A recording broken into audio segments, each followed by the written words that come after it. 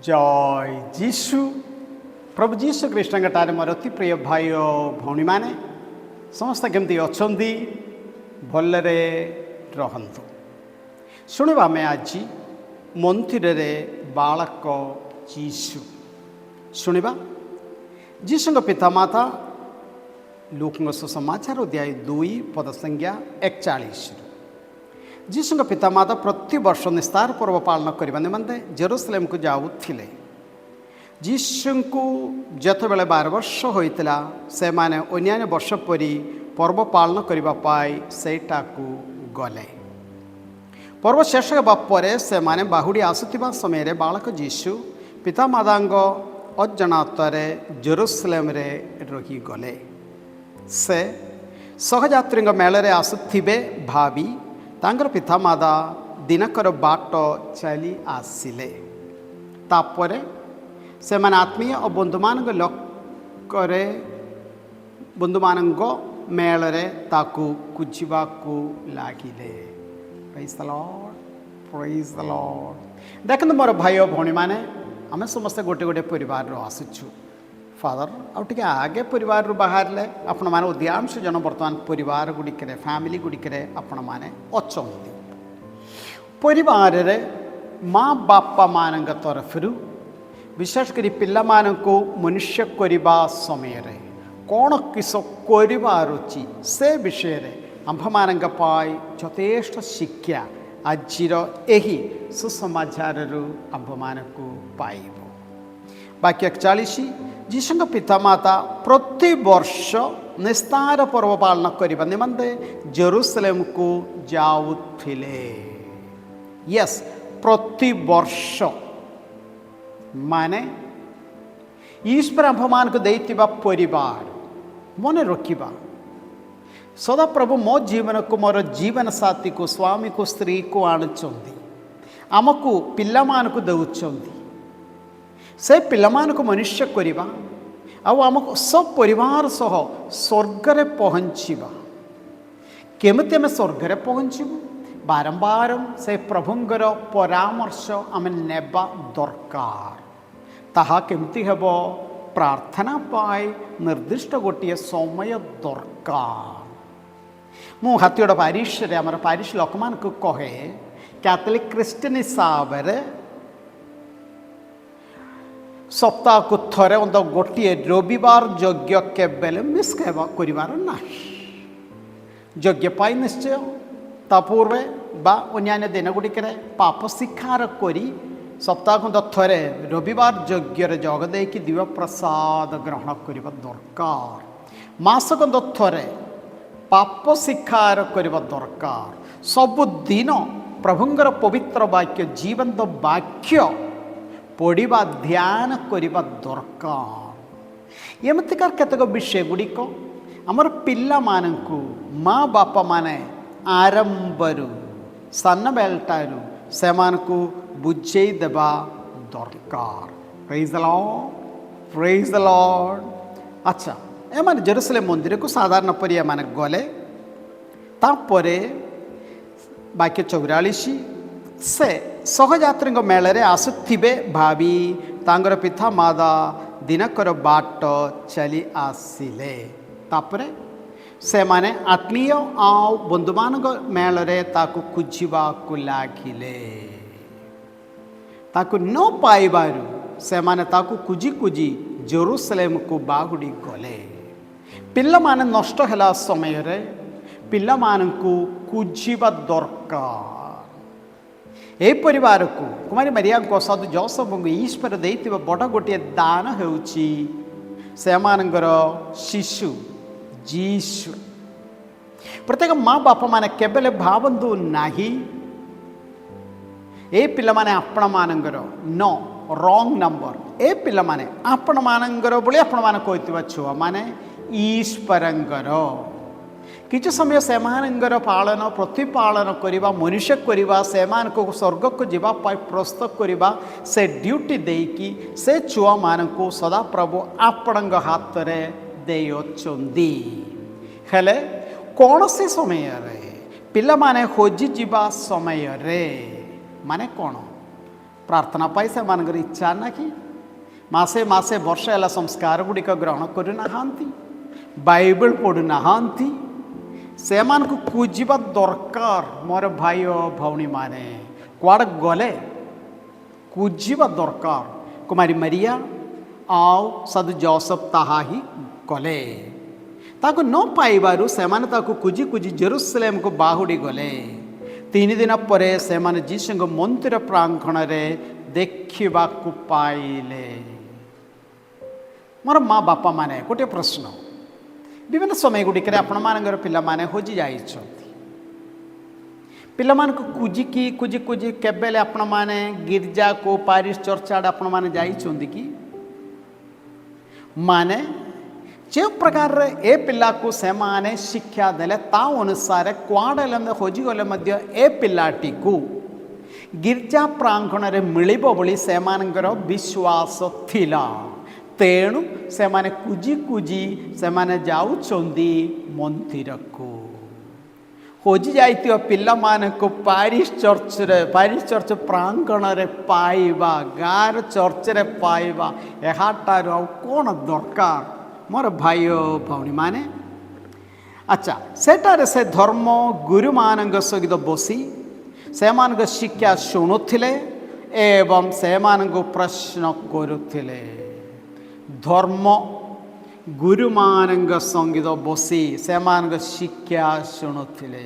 ଆମର ପ୍ରତ୍ୟେକ ଜଣ ପିଲାମାନେ ବଡ଼ ଲୋକମାନଙ୍କର ମା ବାପାମାନଙ୍କର ଗିର୍ଜାରେ ଫାଦରମାନଙ୍କର ବା ଅନ୍ୟମାନଙ୍କର ମଣ୍ଡଳୀର ଶିକ୍ଷା ଗୁଡ଼ିକ ଗ୍ରହଣ କରିବା ପିଲାମାନେ ତୁମ୍ଭମାନଙ୍କ ପାଇଁ ନିହାତି ଦରକାର।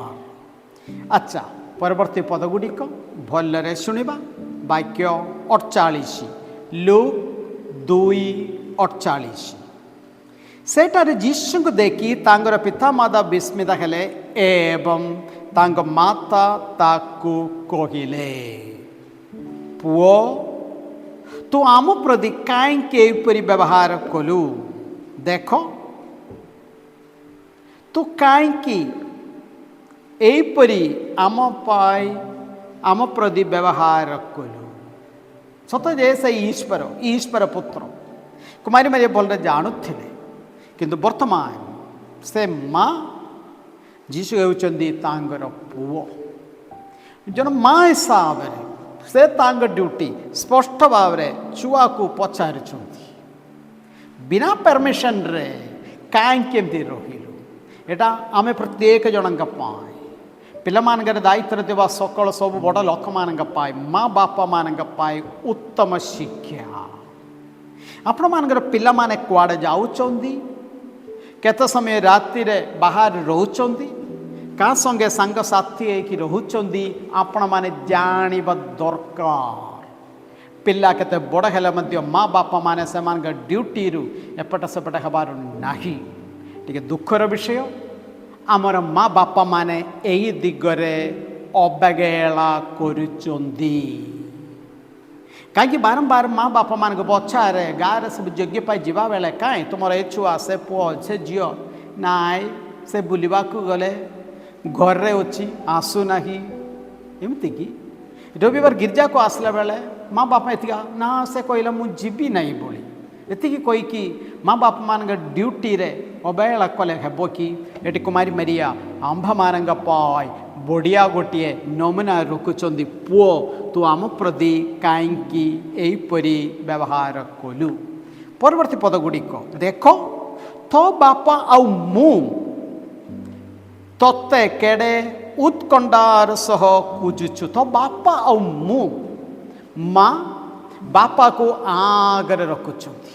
ଆମର ମା ବାପାମାନଙ୍କ ଭିତରେ ବାରମ୍ବାର ଅଛି ପିଲାମାନଙ୍କ ସାମ୍ନାରେ निज स्वामी विरोध में निज स्त्री विरोध में कथा कहवा गोटे फैशन होता माँ बापा मान परिवार गुड़िक बहुत मुझे देखी आसूची आपण मैंने कर काम केते विनाशकार आपण मैंने जानी नहांती केबे हेले छुआ मान सामना रे बापांगर पिला मान बापांगर ना मांगर मान अन्य प्रकार से दोष आरोप केबे हेले हबार नहीं सम्मानास्पद से आगरे रखिबा दरकार। Praise the Lord, hallelujah hallelujah.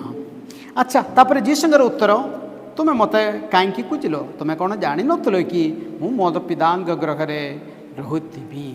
Yes पितांग घर गिरजार देवालय रहिबा ताहा ही बा सही परिवेश रे बढ़िबा ताहा ही आमर पिला मान पाए अति उत्तम। ए विषय रे आमर माँ बापा माने केते आग्रह करुचंदी। तापरे यहाँ पर से सेमान सह नजरत को फेरी सेमान आज्ञा बह होई रहिले। प्रत्येक जन छुआ मान